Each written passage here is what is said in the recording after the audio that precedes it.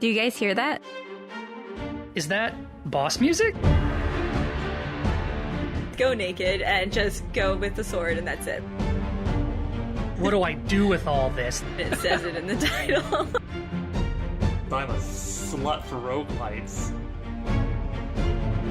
Hello, hello. Welcome back to the Unearthing Games Podcast. I'm your lead excavator, Nick, and today I'm joined by... Hi, America. And we dig games.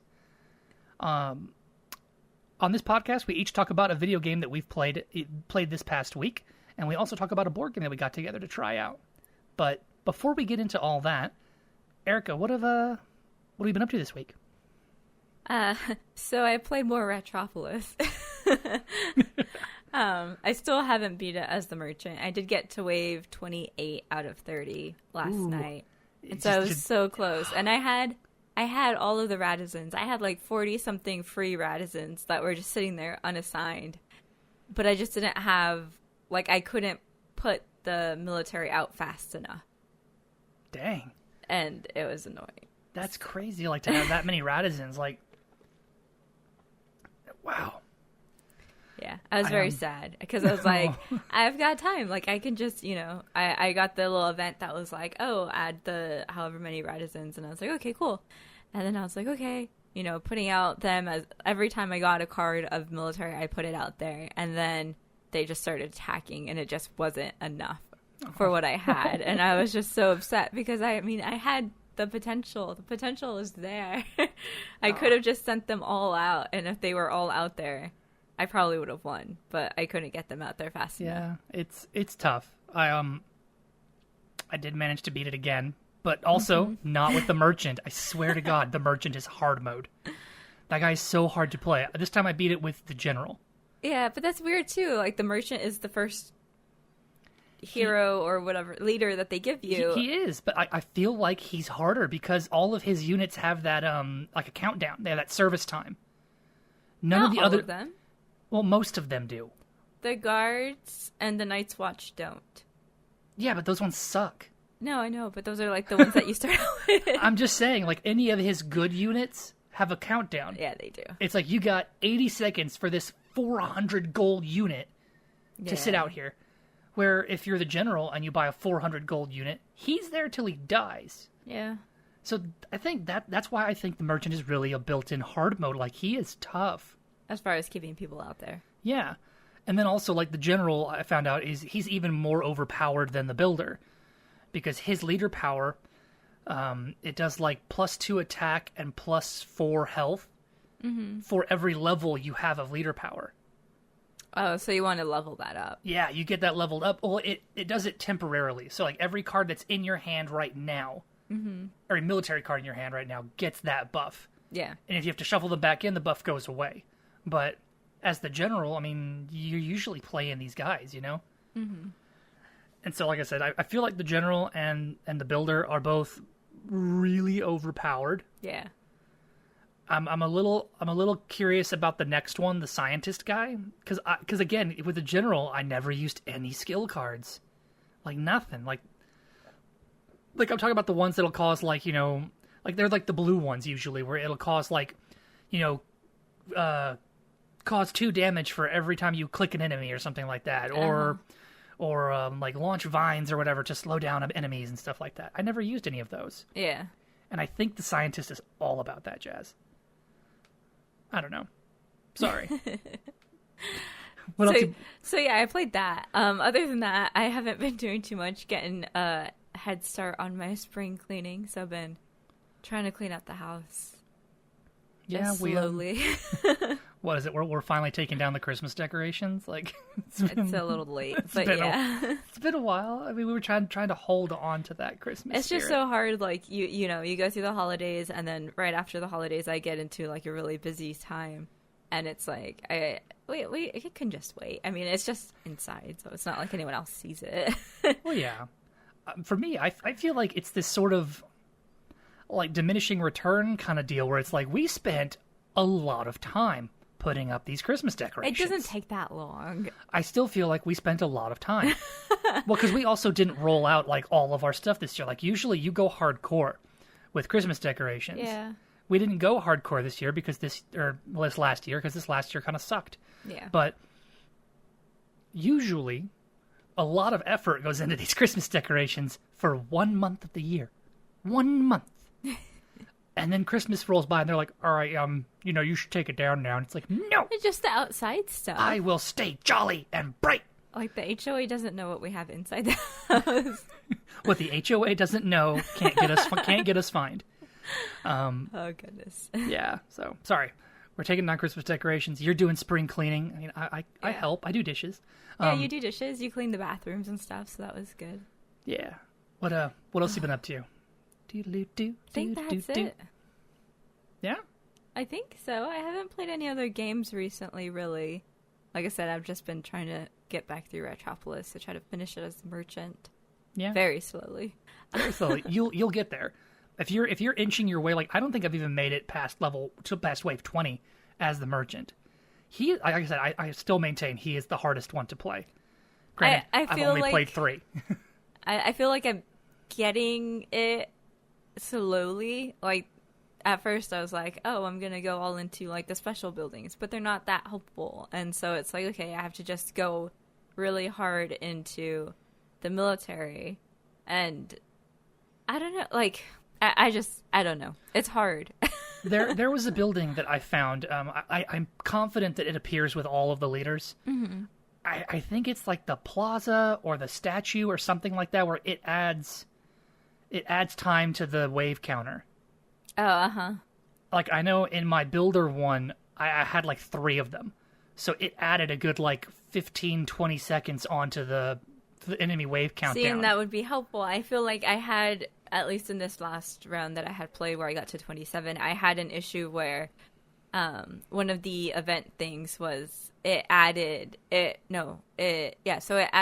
seconds to my draw a new hand timer. And Okay. so that really hindered me as far as being able to get all of the military out there in a reasonable amount of time. And Yeah. I had like the inn, I had the apartments, which give you radisons every so many seconds. I had the restaurant and the vineyard. So I had a lot of stuff that was buffing my people and keeping my, my timed service guys out there. It's just, I couldn't I couldn't redraw my hand fast enough, basically. Yeah. It's the nature of the beast. You'll get it though. I know. I haven't. What I think is crazy is that when you look at every leader, Mm-hmm. it has that little like experience bar on there, and there's so many like pips to get to unlock more cards for each of them. Yeah. And I'm like, my gosh, like when I played Slay the Spire, like there was like 3 different unlocks, like before, Mm-hmm. and then it was done.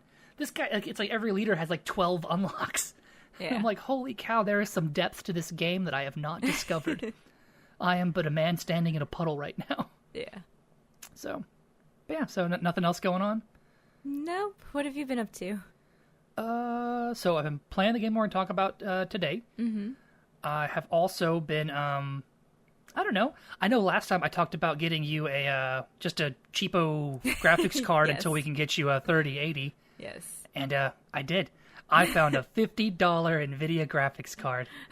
So proud of myself. So with that, we've I know we as a thing, we've been looking at more multiplayer games because I mean, we're both here across the desk from each other and all that, and we're playing games and stuff fairly often. Mm-hmm. But we don't ever really play together other than like our Fortnite forays, Yeah, and one of my favorite games, I think, was in my top 5 was Don't Starve Together. And playing games like that again would make me so happy. Speak of the devil, for Christmas, Erica got us a little Glomer. He got it here. Oh, little Glomer. He is the most adorable, ugly bug ever. He is my favoriteest thing from Don't Starve. Mostly Don't Starve Together, because I'm too scared to play that game alone. I know, me too. And I feel like there's some games where, like Don't Starve, you can play it alone and do really well, actually.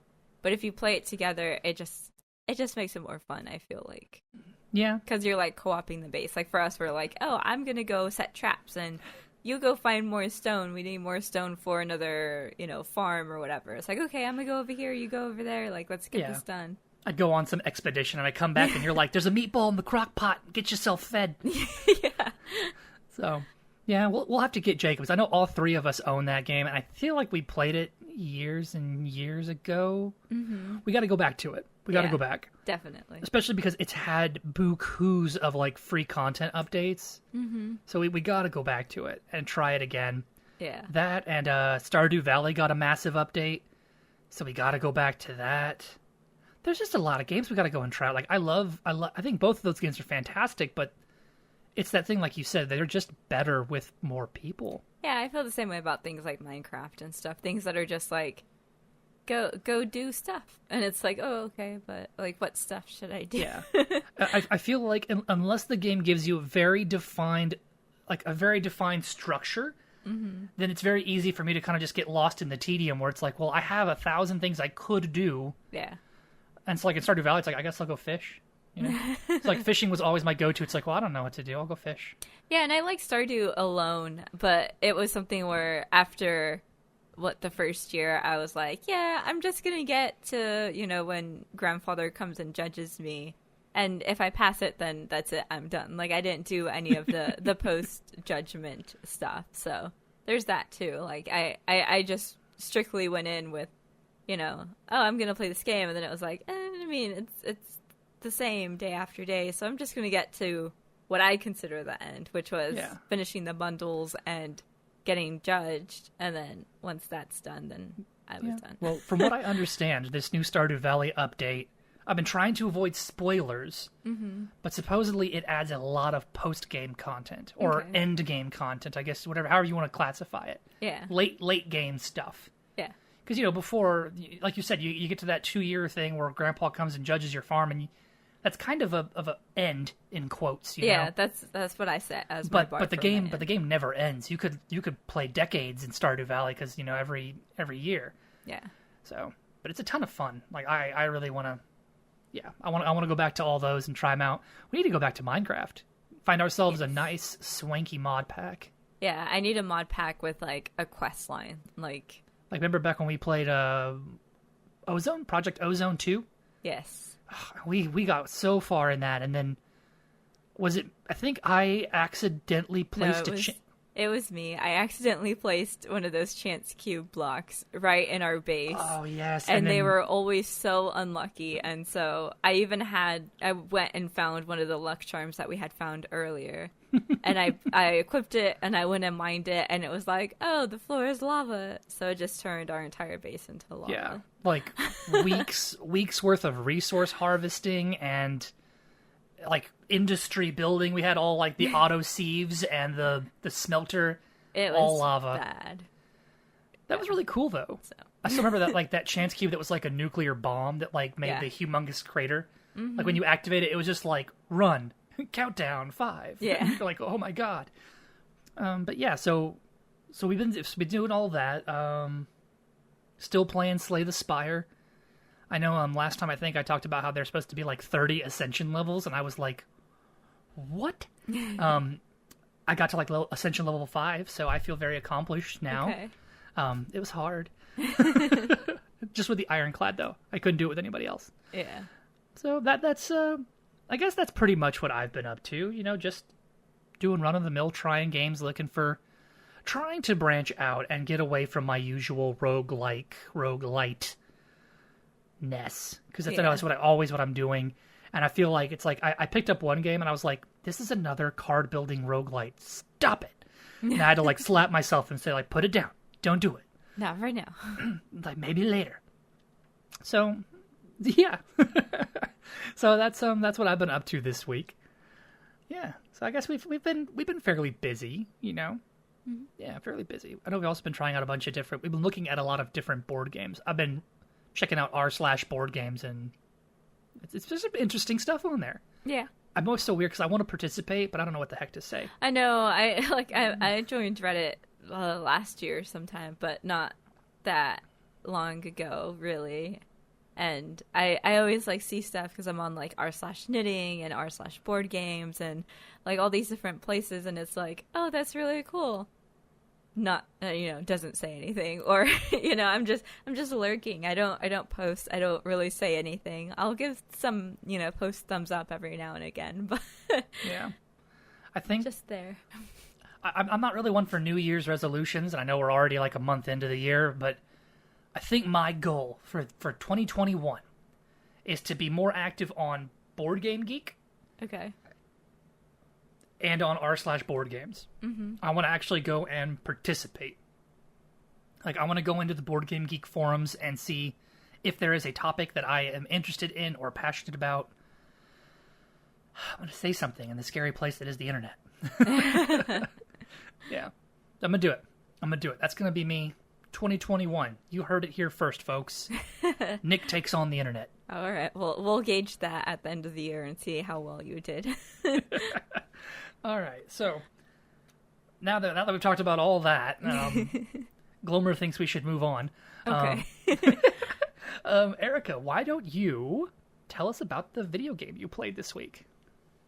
All right. So this video game, there's a lot to this video game. So the video game I played this week is Oxygen Not Included, and this is developed and published by Klei Entertainment, KLEI, the same publishers and developers of Don't Starve and Don't Starve Together. The guys are just... I love them. Klei's entire internet-ness is just amazing. Yeah. They're so wonderful. Sorry. But yes, sit back and relax because it's going to be a bit. So Oxygen Not Included. The tags. So the tags on Steam are Colony Sim, Base Building, Survival Building. And the premise of this game is that you're like a space colonization crew going out to find a new planet. At least to my understanding. Okay. And you're supposed to be teleported to the surface of a new planet. But instead, you get teleported into the planet. So you're you're underground. And and the whole Oxygen Not Included is you need to be able to create oxygen because you are in a cave, basically, and obviously you're going to run out of oxygen. And so something that I found was like really cool but very hard to manage was your actual oxygen levels. So you have to find ways to create oxygen, but at the same time you can't create more air than can be held in this room. Like, it'll tell you that the air pressure limit has been hit, and so your little machines just won't work. Like, they'll just not do anything. And so as you start off with 3 little people, similar to RimWorld, where you can they have different traits, and some of them can be night owls and some of them are early birds or whatever, and they have different traits and different skills. And very similar to RimWorld, you have to assign them to jobs based on stuff that they love. That way they're happier, and you have to manage all of their needs. And there are many needs. They are very needy little colonists. They're very needy. Like I said, so you start out in the little cave, and you start out with oxygen. That way you don't immediately die. But game starts, suffocates. Dead. No, so you start off, you have oxygen, and there isn't really a tutorial. So this is the first time I ever played this game, and I had it with the tutorial on, and even with it on, it didn't really tell you a lot. It would give you little pop-ups, like in the top left, it has like a little message feed, and every so often they'll be like, oh, you just unlocked plumbing. Watch this little video to learn about plumbing, and the little videos are adorable. But it doesn't really... They're informative, but not completely... like, not all-encompassing of plumbing. So there's a lot of different things that they don't tell you about plumbing. Yeah, they give you, like, the cliff notes of how of this mechanic. Yeah. And they don't teach you, like, all the nitty-gritty details that go into setting up indoor plumbing. Yeah, so it's a lot of fun. I'm gonna try to play this, because I believe the end goal of this is that you get to the surface of whatever planet you're inside of, and you build a rocket to get off of this planet. Yeah, I'm pretty sure that's right. Yeah, and so so I've been struggling with my first little colony. I think I'm up to like 8 little. They're not actual people. They're like duplicants. Yeah, that's right. Because they're all like, it's like they're cloned out of a portal or something like that. Yeah. So you start off next to like a little portal and a little box of food, and you have some food to start off with, and then every 3 days or 3 cycles is what it calls it, but I think it's about 3 days. Or weeks, I don't know. Every 3 cycles, you get the option to bring in another duplicant or some kind of random, like, care package. So sometimes it'll be like, oh, here's a random little space critter, or here's some seeds that can't be planted but can be eaten, and it just varies based on what happens. Is that farming in this game was weird. I had such a hard time getting farming to work. I couldn't even get it to work. Like where I'm at right now, I have 2 little growing bins out, and I have plants. I have planted seeds in them, but the plants won't grow because there's no light for them. And so I unlocked the lights and I built it, but then they weren't building the wires to connect the lights. And then you walked over and you're like, oh, they can't reach that. Even though they dug out the dirt that was there initially. Because they've got like a little mining laser that shoots the stuff. You know, but if they were able to mine out the roof that was there before, how are they not able to build the wire that in that same exact square? It's the whole question where it's like, how does somebody, like, they put a thing up on a really high shelf and they come back and they're like, flip, and they have to get like a stool and stuff to get up to get it. It's like, well, how'd you get it up there in the first place? You know, and they're like, well, you know, it's there. You kind of just toss it up there, I guess. So, I don't know. But so I haven't even gotten my farming started, but I was able to start my oxygen production. I got my plumbing down. Something that my people all keep complaining about right now is the temperature. So at night it gets kind of cold, which is something I don't necessarily agree with because you're underground. So the temperature should be pretty regulated unless you're very close to the surface. Yeah, or am I wrong in that assumption? No, I think that makes sense. I guess it really just depends on what sort of planet or body you're on. Cause like, I guess that's true. Because like with like Earth, I would think like if you're underground, wouldn't it be like a bit warmer? Because like geothermal sort of stuff, and like all your heat, because like people generate heat, is trapped in your place, right? So wouldn't it be warmer? I don't know. Right, but like at night they get cold, which is where I'm confused. Maybe there's a way to make them like fuzzy sweaters or something. I don't know. So there's something you can research where it's like temperature regulation. You can make like little air conditioners and heaters and stuff. Okay. Something also about this game is the research tree is massive. And to begin with, your people, like the first night, my people were complaining about the temperature and that it was cold. And I go and I look at the research tree, and the temperature regulation is like 3 things down I think it's like the ventilation tree. And in order to do that, I have to have the advanced research bench, which is 2 or 3 down another tree. So from day 1, they're complaining about something that I can't get them until at least, you know, if it takes a day to research a thing, 6 days later. So they're like, my little people are all walking around very unhappy. It makes me sad. I think, I mean, I've played this game quite a bit. Like it's been a while since I've played it because, yeah. I have a lot of games to play, and I did try it out. Yeah. And I kind of got to the point where I just realized they're never going to be 100% happy. But then you look at the little pictures and stuff on Steam, and the little people are running around, and they're all happy, and there's like this crazy infrastructure that's built, and it's just like, how is this possible? I'm gonna chalk this up to like when you go and look at r/Minecraft, and someone flipping built Gondor in Minecraft, and you're like, how? Just what? Yeah. I'm gonna say it's like that, but it's really tough. And I think my biggest gripe with the research tree is that I compare this game to RimWorld a lot. Even it's like a 2D RimWorld, basically. I would agree. And my biggest gripe with this is like RimWorld at least had the decency that like if there was a thing that you like, okay, like you want to research X thing, right? Well, if there's other things you need to use that item, it'll be like, no, you can't do that yet. You got to go research 1, 2, and 3 before you can research this. Yeah. Oxygen on a Clue doesn't do that. You could research the entire flippin' ventilation tree, but like the whole second half will require stuff from other research trees. Yeah.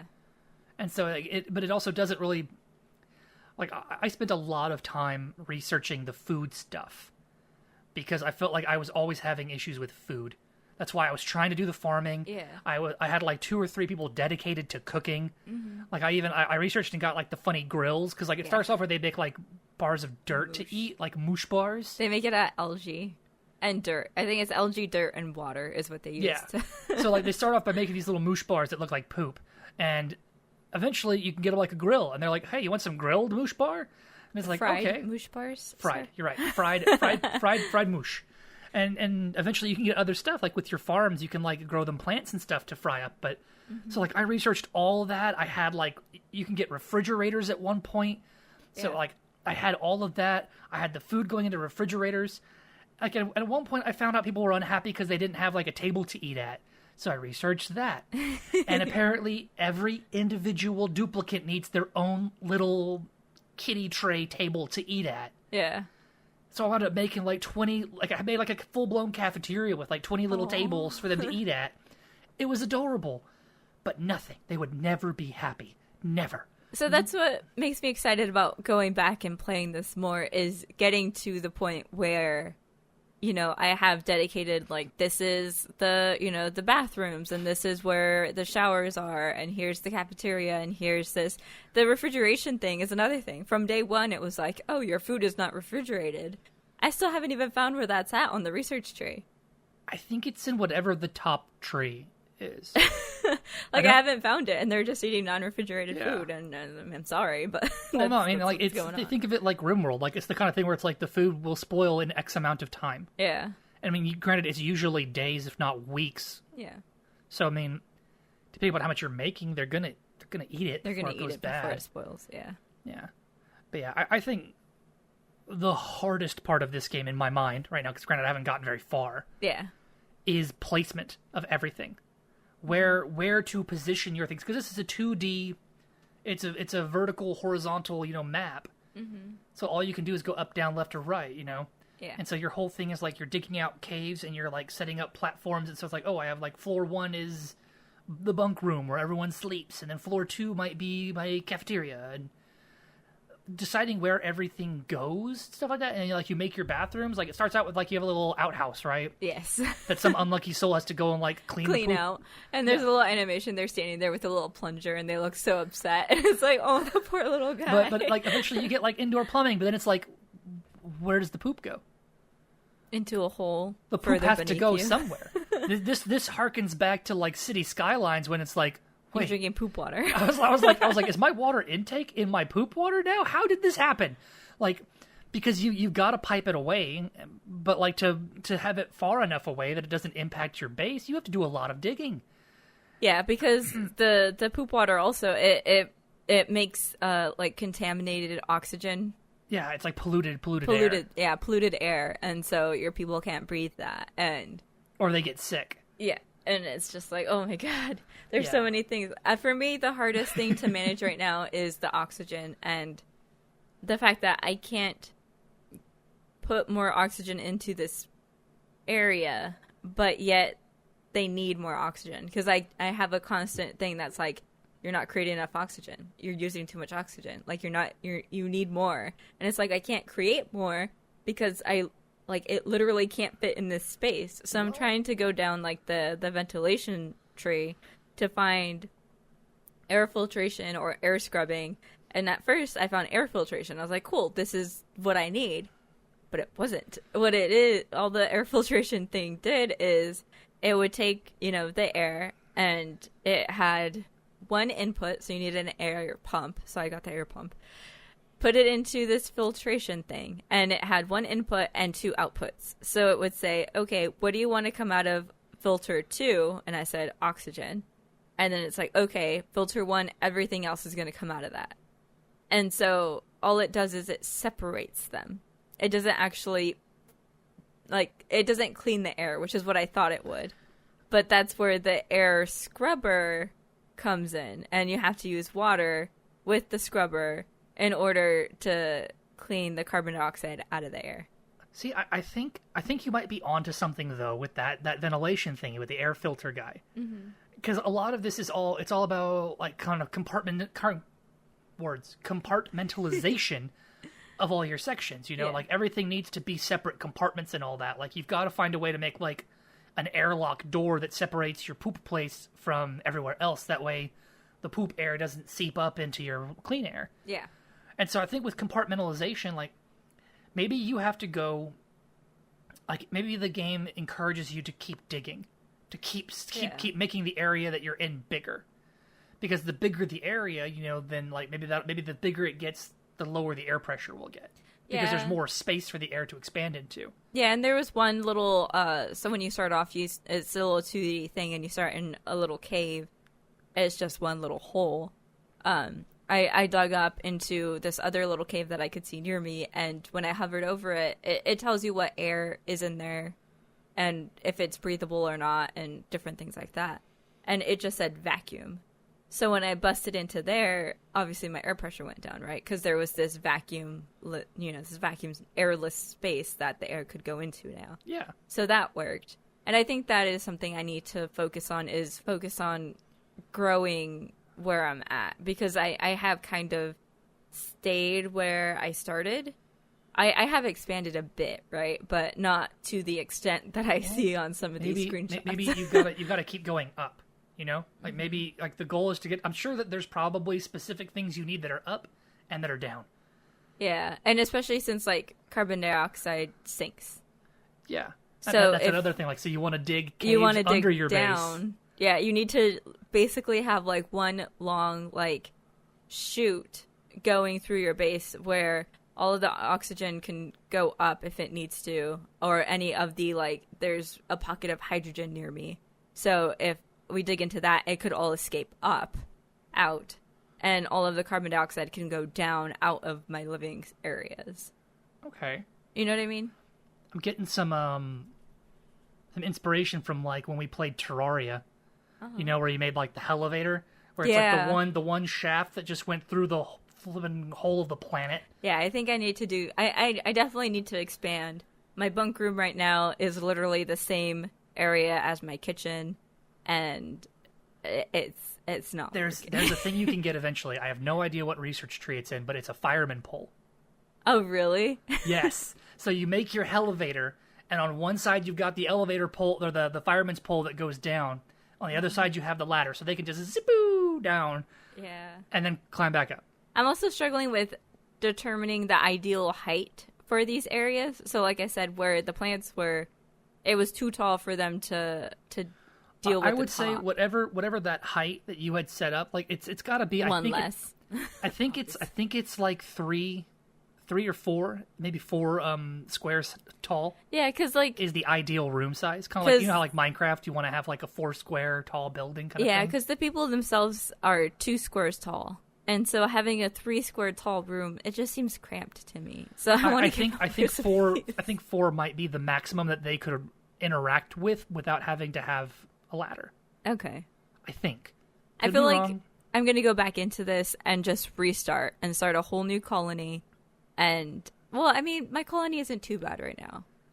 We'll see. Yeah, I really want to go back and try to redo this because I'm just not happy with how it is right now. Do you know if you can move your portal at any point? I don't believe so. Oh. I think that's the most annoying part. I could be wrong, but I feel like the portal is the very center point of the map. Oh. I could be wrong. Like I said, I did not get very far. I dug deep enough down that I found like caves that were already basically polluted, like they had like toxic algae and stuff in them. Yeah. And then right under those, it was like ice, like frozen places. That was how deep I got. I'm pretty sure there's like lava under that or something.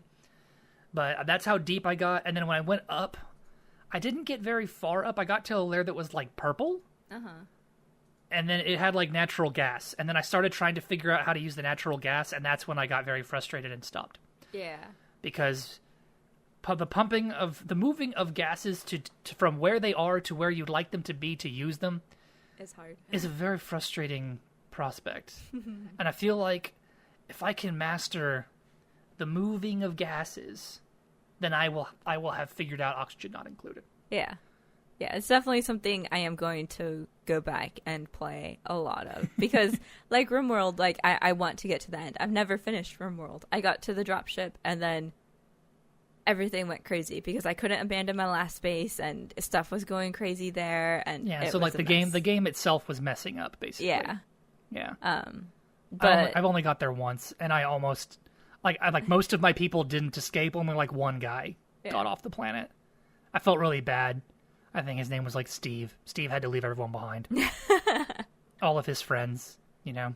But yeah, so I definitely want to go back to this and play through to see how far I can actually get. See if I can not finish it. I don't have delusions, right? Like, I'm not going to be that good immediately.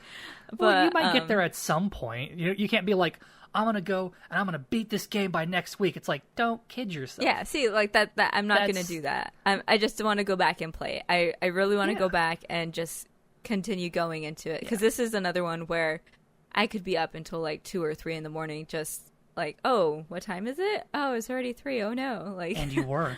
I should go to sleep now. Yeah, this game, it's a puzzle. It's a conundrum that needs to be solved. It presents a specific type of challenge, and it's like, well, dang it, how do I overcome this? Yeah. So it's really neat. I really liked it, and plus, I love Clay. I remember I pre-ordered this, or I don't usually pre-order games, right? But Clay announced that they were working on a new game, and I was like, Clay, I love you, take my money. And so I pre-ordered this game, and then it came out in whatever its like alpha version was, and it went into my backlog. Yeah, you never really played it as soon as it came out. And I'm kind of glad that I didn't, because it seems like having waited all this time, like it's had so many massive updates. Because I remember Clay is awesome that they make a cute little video for every major update they do. There's so many cute videos for There's this game. so many cute videos. All of them are great. And so, like, I'm kind of glad that I didn't get to it back when it first started. So, but Clay's amazing, and I love them, and we will have links to all of their things in the description. Yes. So great. So great. Clay's awesome. But yes, so that was my game this week. That's Oxygen Not Included by Clay Entertainment. Yeah. Yes, it's great. I love it. All right. Well, we spent a lot of time on that, so I'll go ahead and jump into my that game deserves all the time that it got. It all right? does. It deserves even more. It's a big game. There is a lot, and we didn't even get into a lot of the mechanics, but it's... That was literally just a scratch of the surface, so if you like any sort of base management games, jump on that bad boy. So, the game that I played this week, I finally branched out, is it's called The Messenger. Okay. This was developed by Sabotage and published by Devolver Digital. I've played several Devolver games. I was going to say, there's Enter the Gungeon is a Devolver game? Devolver seems to publish a lot of games that as soon as I watch the trailer, I'm like, Devolver, you speak to my soul. It's all these games, like, I haven't played a lot of them yet, but, like, I'm pretty sure I own a bunch of these games, and so, like, now I need to go through the Devolver catalog. Yeah. So, Devolver Digital, right? So, the Steam tags for this game are Retro, Platformer, 2D, Ninja, Pixel Graphics. Okay. So, the premise of this game, this is this is kind of like a love letter to old school pixel art, Metroidvania, Ninja Gaiden, like the original Ninja Gaiden back on like NES or whatever it was on. This is like a love letter back to those old games, you know? It starts out with like 8-bit graphics. And it's just rocking, like, you know, soundtrack that it's all done in that like 8-bit, you know, like you would expect it to be like old school video game music, and it just bumps along. So the premise of the game is that the world has been overrun by a demon army, and humanity has almost been destroyed. And the last of humanity is this like compound of ninjas that are training to prepare for the coming of, like, the Messiah, basically.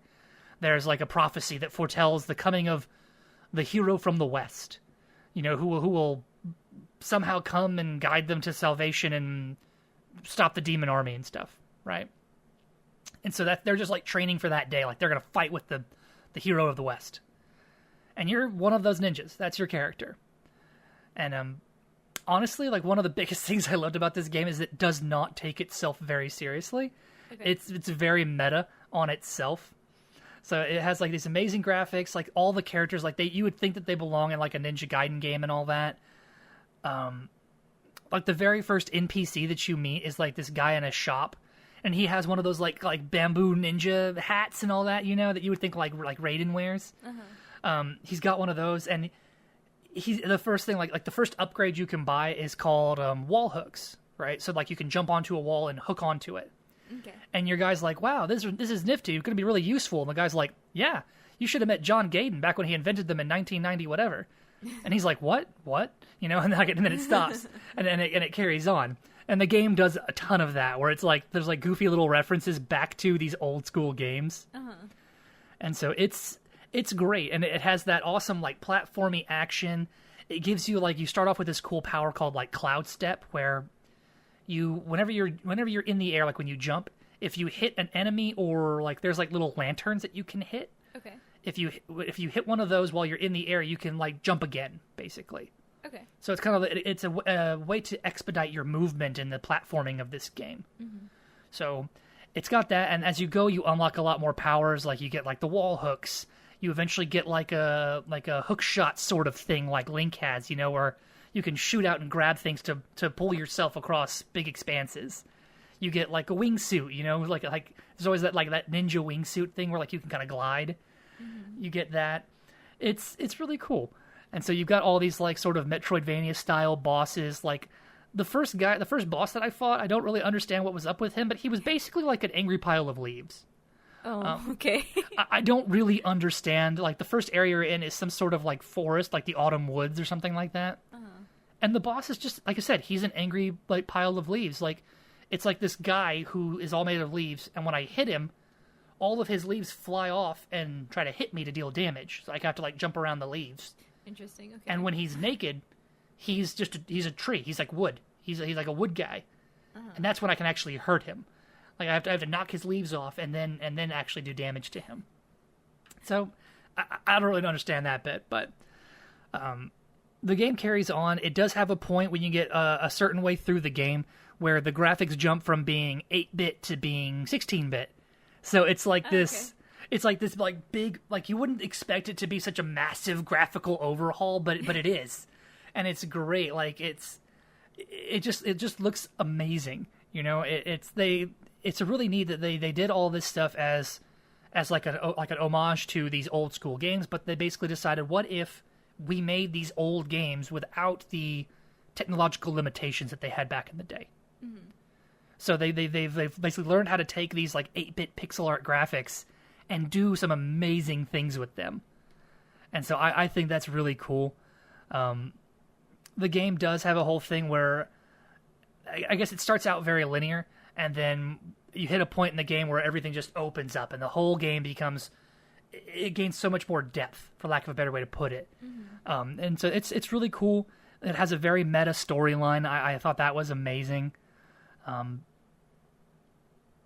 Yeah, I don't know. Did you watch me play any of this? I don't think I did. I have the Steam page open, and this does not look familiar at all to me. Okay. Yeah, I don't know. Like I said, I guess it must have been when you were playing Oxygen Not Included, because you were zoned. I was very into that. Into But yeah, this game it is really awesome. It does have some DLC that I haven't tried yet, which is called, like, the Paradise Picnic or something. Okay. Like that? I don't know. I kind of want to go and buy the soundtrack, if I'm being honest. So, because I thought that was really cool. It says the Picnic Panic DLC is free. Oh.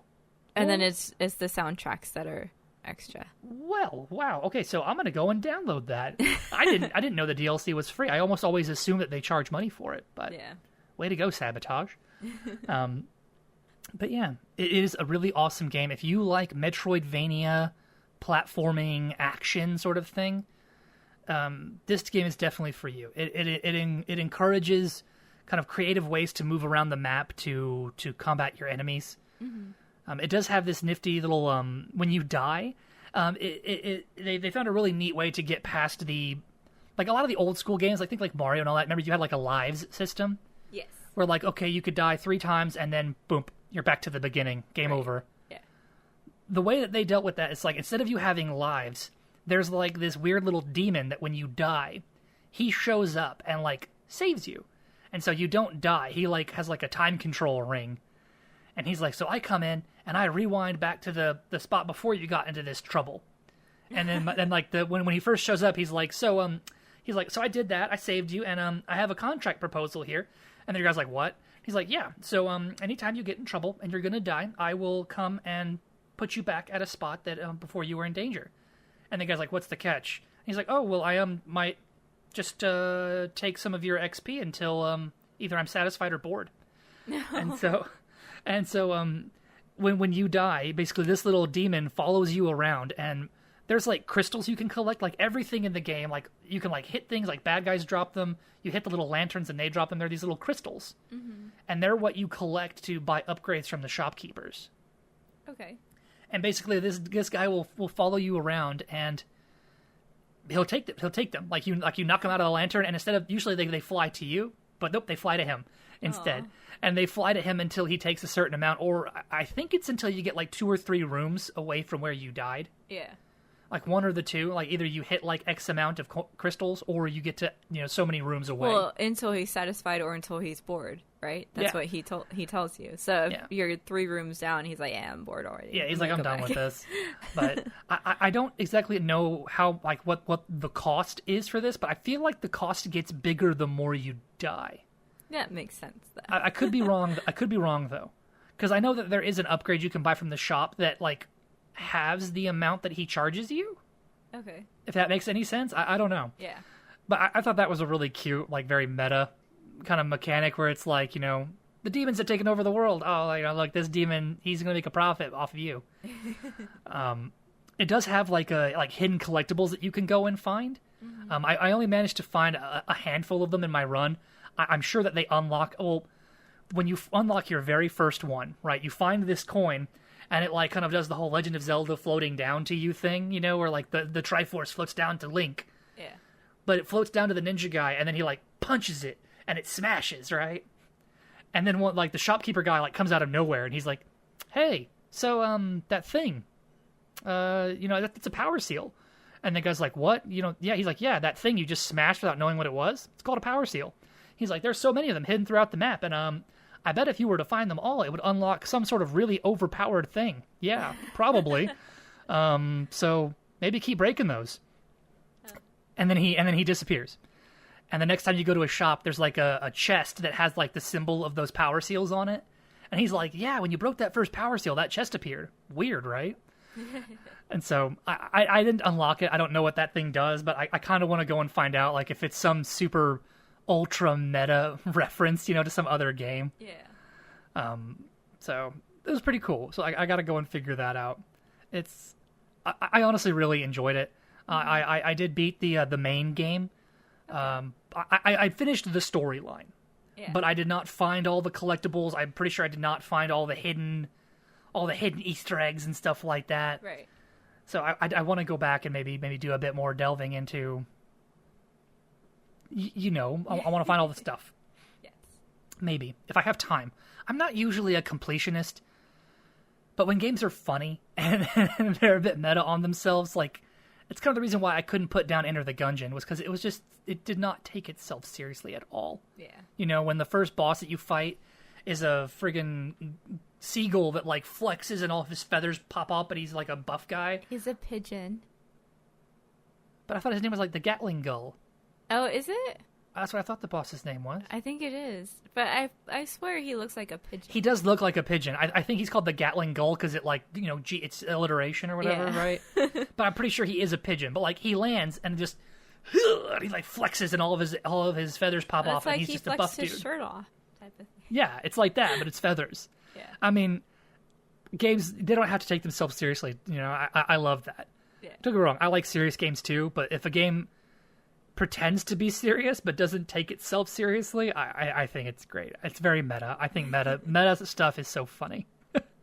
But yeah, so that was The Messenger by Sabotage, developed by Sabotage, published by Devolver Digital. You can get this bad boy. I looked up its website, themessengergame.com, and you can get this bad boy on like every platform. It is on Nintendo Switch, PlayStation, Xbox, Steam, GOG, Epic Games, and it's even in the Microsoft Store. I didn't think people shopped there, but apparently you can buy games from the Microsoft Store. Yeah, so it's really awesome. I need to go and look up like all the games that Devolver Digital does. Yeah, and I'll go on like a crusade to play all the Devolver games. Devolver games, yeah. Yeah, I need to buy like a T-shirt that says Devolver Digital on it. You know, I'm sure they have merch. Yeah, they have to. I mean, so yeah. Your birthday's not for a while though. Whatever. Don't be like that. I will just go and buy a T-shirt. It's like probably $20. You know. Yeah. I can justify spending $20 on a. Oh, they have Fall Guys. Devolver Digital did them? Yeah. Okay. Well, hey, there you go, man. Are you looking at their Steam page? I'm looking at their merch store and the whole beginning of this Fall Guys stuff.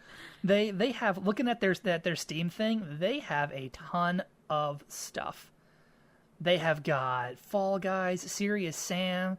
Oh, that game Carrion. You know, where you're like the monster that's eating all the scientists. Yes. Carrion. Something called Gris, Katana Zero, Enter the Gungeon, My Friend Pedro. There's a ton of stuff. Ooh, Hotline Miami. I always wanted to try that one out. Sorry, going down a rabbit hole here. Yeah. I'll fall down that hole later. Call me Alice. But yeah, so that was my game. Super excited about it in case you couldn't tell. Now let's talk about our tabletop game. So the tabletop game that we played this week is called, I might say this wrong, Schotten Totten. It was designed by Rainer Knizia? Hopefully I said that right. And then the artists were Dorian Bokhorst, Jean-Baptiste Reynaud, and Barbel Scarbello. I apologize if I mispronounced your names. I love your game. This is a really good game. So that's the game that we played this week. Erica, why don't you tell us about the game? Sure. So Schotten Totten is a 2-player game. So this is another one that we tried to, when it's just us two and Jake isn't available for us, we try to find some of the 2-player games that maybe we won't cover with, 3 of us here, or that we haven't played before. Yeah. It's only fair to him. Yeah. So this is a 2-player game. It says that it takes about 20 minutes to play. I think it was a lot faster than that, even though I would say it's 20 minutes if you're like over analyzing this stuff. Like maybe it would take my older brother 20 minutes to play this because he'd be like staring at you trying to figure out what you're gonna do. Yeah. He's like, all right, what's Erica thinking? How can I sabotage her gameplay? But no, for what us, our very first match took us like what, 5 minutes, 10 minutes? It took about 10 minutes. And that was only because we were like thumbing through the rules as we were playing. Yeah. So the premise of this game is that you're 2 clans. Scottish clans. And you both have the same idea. And the idea is, hey, these rocks that surround our territory, what if we just push them out a little bit into our neighboring clan's territory and made our territory bigger? Why not? Who's gonna know? Yeah, who would know? Well, you find out that your neighbor actually had the same exact idea, and so as you're over there trying to push your stones out, you start getting hit with arrows and stuff. So the whole game is trying to be the clan that expands their territory, basically. And the way it's played, there are 9 stones. Yes, that's the battlefield. Yeah, there are 9 stones out in the battlefield that you're trying to push towards your opponent. And the way you do this is, so this is a card game. So there's a deck of cards. I believe there's 4 different colors, 4 or 5 different colors. A series of colors. The number of colors isn't particularly relevant, so carry on. Oh, so there's different colors, and then there's numbers from 1 to 9. And the way that you're playing this game is similar to Airland and Sea, where each of you is playing cards on your side of these rocks, and you're competing directly against whatever your opponent's playing on the other side. The only difference here is that you can only play 3 cards on your side. So in Airland and Sea, you could play like all your cards on one thing, and it wouldn't matter. Yeah. So this one, you're limited to 3 cards per stone on each of your little areas. And the way you kind of score who wins the stones, it's kind of like poker, is what I equate it to. Well, yeah, because it's got like kind of like straight flushes and straights and 3 of a kind, and yeah. Yeah, so the highest scoring hand or little combination that you can put down is basically like a royal straight. Or is it a straight flush? A straight flush? Isn't I think it's a straight flush. I've never played. It's been a while since I've played poker. Yeah, I haven't played poker in probably a decade. I thought a flush was when they were all the same suit. Like, so a straight flush would be like a straight that it's all hearts. You are correct. A flush is everything of the same suit. Yeah, so the highest and scoring... then a straight flush would be a 5 in order of that same suit. So in this game, it'd be 3 of the same color. Yeah. So yes, a straight flush is the highest hand. Then it goes down to a 3 of a kind. Then it's straight? No, then it's a flush. Yes, a flush. Okay, so all of the same color, doesn't matter the numbers. Then it's a straight. Of any color, doesn't matter Of any color. What was the other one? Then I think the very last one was just random highest cards. Like highest numbers, basically.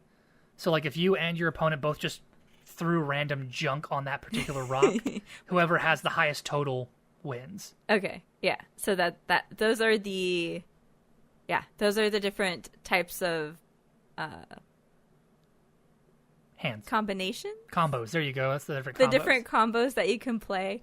And those are the order of strength. So if I were to play a straight flush on my side and Nick played a 3 of a kind, then I would win that rock because the straight flush beats the 3 of a kind. This is true. And so the game goes with, it could be super fast paced, and it was the second time we played it, where you place a card and you draw a card, and it just goes until all the cards are all down on the board. And so that is the whole game. And once there are 3 cards on both sides of a stone, you can claim that stone.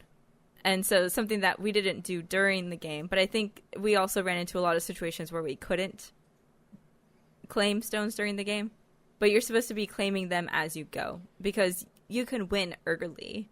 Yeah, the first person to get... the victory conditions are the first person to get either 3 stones that are adjacent to each other, or to win a total of 5 stones on the battlefield. Right. So, yeah, I mean, like, I guess the tough thing would be, like, because you can't really claim... Like, you could conceivably claim it before your opponent has placed all 3 of their cards on the other side, but you have to have that whole beyond a reasonable doubt, that you won. Yeah, so if you did, like, a straight flush and it was, 7, 8, 9, then you could say, beyond a reasonable doubt, there's no way they can beat this hand. This is literally the best hand you can get. You know what I'm wondering, though? I don't think the rules ever talked about what to do in the event of a tie. Yeah, it does. Does it? I don't remember. I just, because, I mean, like you talked about if you had a 7, 8, 9, straight flush, but then what if I had a 7, 8, 9 straight flush of a different color? So is it the first person to put down their flush wins? Yeah, so it's the first person to lay that 3rd card down. Okay. Yeah, so if I had already put the 7, 8, 9 straight flush down and Nick hadn't played any cards on that side, that's automatically mine, because there's no way he's going to beat me there, because that is the highest ranked hand with the highest numbers possible, and I played it first. Okay. Yeah, I don't remember that part, but we also didn't. We didn't have that particular situation. So yeah. And so it kind of works similarly with the other hand. So 3 of a kind, it's always high card wins. Same thing with the straights. The highest total of points there wins. And it was really fun. It was super simple to go through. Like I said, it's really fast paced, especially like once you know how to play it. It's just pick a card, place a card, draw a card, place a card, draw a card. I joked with Nick, we almost needed one of those little chess timers, because I would, he would finish placing a card and I would like immediately place a card and draw one, and then he'd be like, oh, is it my turn? I was like, yeah. So we need one of those little things that like you slam down when you're done with your turn. It was a lot of fun. Yeah, this is another one that I would.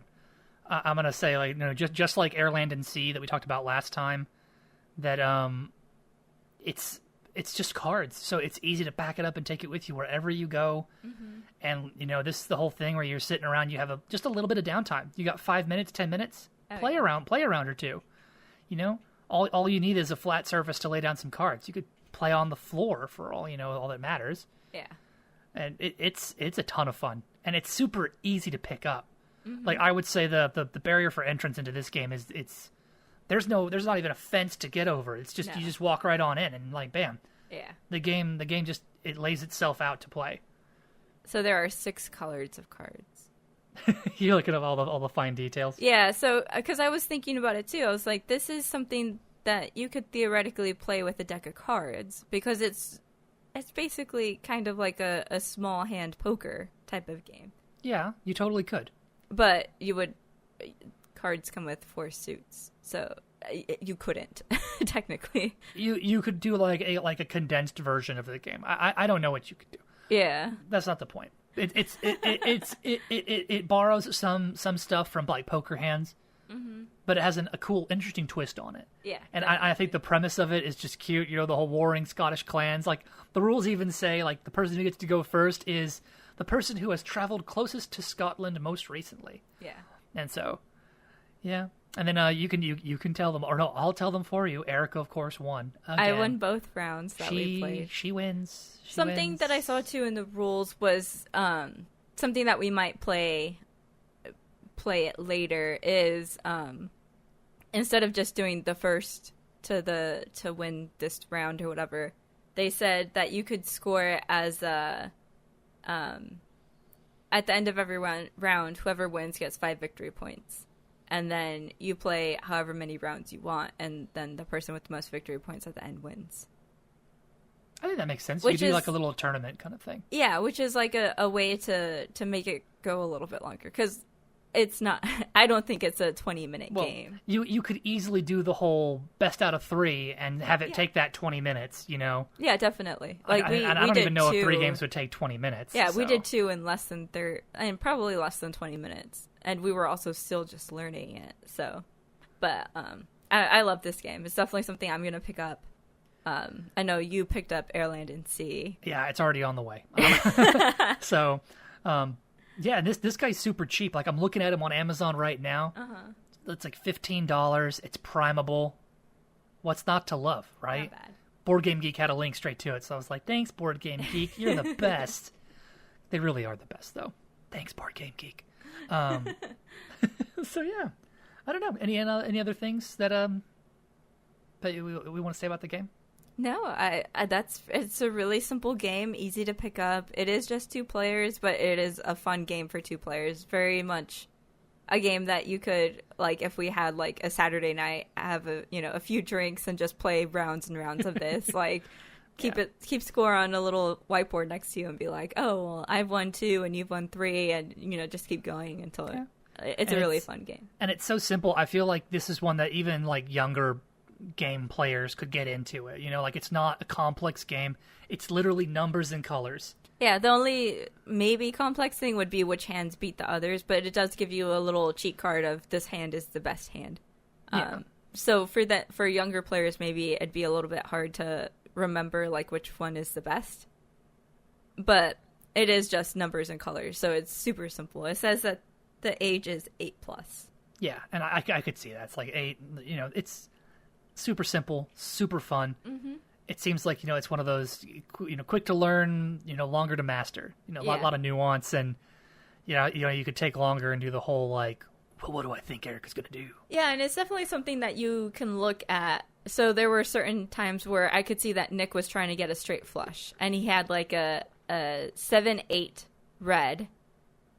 Or no, what did he have? Yeah, he had like a 7-8 red, and I was like, okay, I already have a 9 red in my hand, and the 6 red is on the board already on my side, so there's no way he can get that straight red. So you can do the whole card counting, and I think it actually encourages you to do that, because that's how you would be able to say, without beyond a reasonable doubt, that I will win this territory, because the only way I could have won was if I had the 6 red, and the 6 red's over there, and I win. And so for me, I was like, okay, so he's not going to get that straight flush. It's going to either be a flush or it'll just be a straight, which a 3 of a kind will beat both of those hands. So I was like, as long as I can get a 3 of a kind there, then I'll win that stone. And so it was a little bit of looking at your opponent's board, seeing what cards you had, what were already played. And I think there was 2 instances where you were trying to get a straight flush, and I had one of the cards in my hand. And so I knew there was no way you were going to finish it. And so I was like, I'm just going to put a 3 of a kind here, because the odds of him, and I could have even gone further and been like, well, how many red cards are already on the field? He's not even going to get a flush for this area. So let me just put, random cards there. I don't get, I don't think that far ahead. I don't study the board like that, all right? So you can. You can. I focus on the now. Where is this card in my hand going? But it also played into what I was playing. So I had like 2 8s and a 7, and there was a 6 there, and I was like, should I play the 2 8s and hope that I get the 3rd? Let me look at the board real quick. How many 8s are out there? There's none. So there's a high probability I'm going to get that next 8. Yeah. So it is actually there is some strategy as far as what's on the board, what are they playing, what do I have that they need and I know that they can't get for this specific set type of thing. Yeah, because then if you know that I can't get the straight flushes I want because the cards are in your hand, then you could focus your efforts elsewhere and come back to that spot when you have something will easily win. Yeah. So, really great game. Mm-hmm. Really great game. I really liked it. It does have some strategy to it, like I said, and you can definitely get lost in, well, what are they going to do? Oh, they're trying to do this here. Can they do it? So I could see it taking a little bit longer if you really took the time to analyze the board. And we didn't really do that. We were more focused on, what am I doing? Let me just make a straight here real quick. And we were very focused on what are we doing now? I love this game. It's really fun. Yeah, it was definitely really cool. I really liked it. So that was Schotten Totten. So fantastic little card game. We're definitely going to order this one as well. Yes. Not going to lie. So yeah. So that about does it for us. We talked about our 2 games. We talked about Oxygen Not Included and The Messenger, both wonderful titles that we are totally going to play more of. Mm-hmm. And Schotten Totten, which I wouldn't be surprised if it was already on an Amazon truck coming to our house. And so, yeah. I can neither, confirm or deny that same. She's already hit buy now while we're recording this podcast. But thank you all for listening, and we'll catch y'all next week. Toodles. Bye.